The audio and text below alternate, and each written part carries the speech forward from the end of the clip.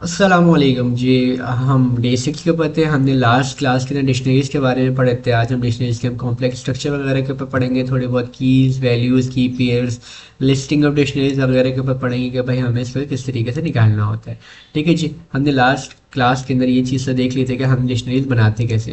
Dictionary बनाने का एक छोटा सा रिकैप हम वापस कर देते हैं कि भाई अगर a is equals to name है, नेम, ओके, नेम है और नेम की वैल्यू, नेम की वैल्यू पेयर जो है वो है मोइज। ठीक है जी। MOIZ मोइज है।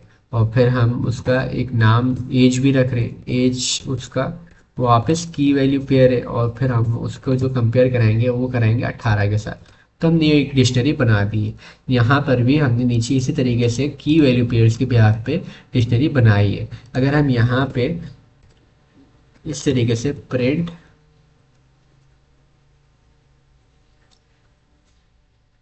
ओके, ज़रा हम इसको इस तरीके से देखते हैं। प्रिंट ए डॉट की,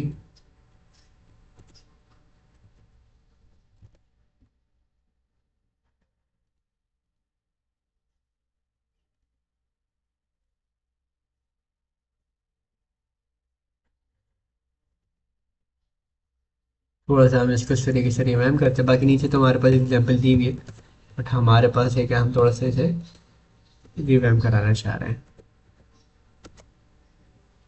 ठीक है।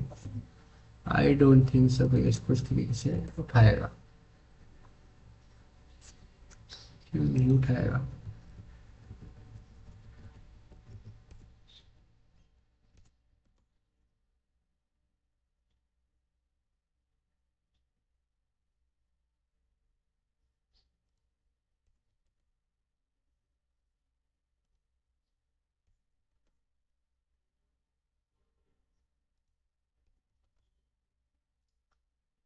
तो जी यहाँ पे जो हमें एरर दिया गया, dict has not be attributed की। ठीक है जी। तो हमारे पास जो नीचे डिक्शनरीज के ऊपर हम काम कर रहे हैं, तो यहाँ पे हम फॉर लूप के ऊपर बिहाफ पे काम करेंगे कि अगर हम फॉर को की के बराबर रखते हैं और उसके अंदर इन इन उसके अंदर हम अपनी स्टूडेंट का डिक्शनरी डालते हैं, स्टूडेंट की डिक्शनरी डालते हैं।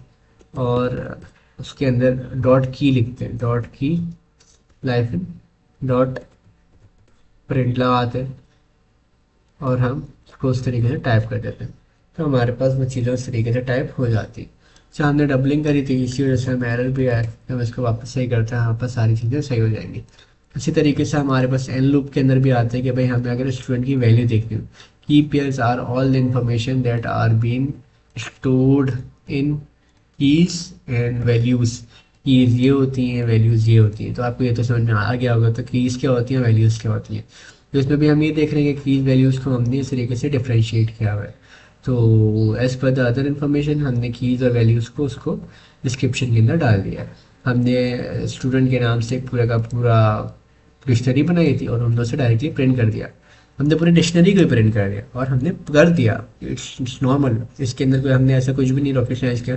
हमने जैसे हम नॉर्मल कीवर्ड्स को प्रिंट करते हैं, हमने उसको डायरेक्टली प्रिंट किया, वहाँ से वो प्रिंट हो गया।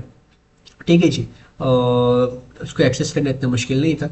और इस तरीके से हमें एफ स्ट्रिंग के ऊपर हमें पता चलता है कि भाई सेकंड मेजर के ऊपर क्या आएगा, फर्स्ट मेजर के ऊपर क्या आएगा। और यहाँ पे हम इंडेक्सिंग यूज़ करें कि जीरो नेम के ऊपर क्या आ रहा है और P1 नेम के ऊपर क्या आ रहा है। और अपेंड के फीचर के थ्रू हम न्यू स्टूडेंट्स को इसके अंदर अपेंड कर रहे हैं।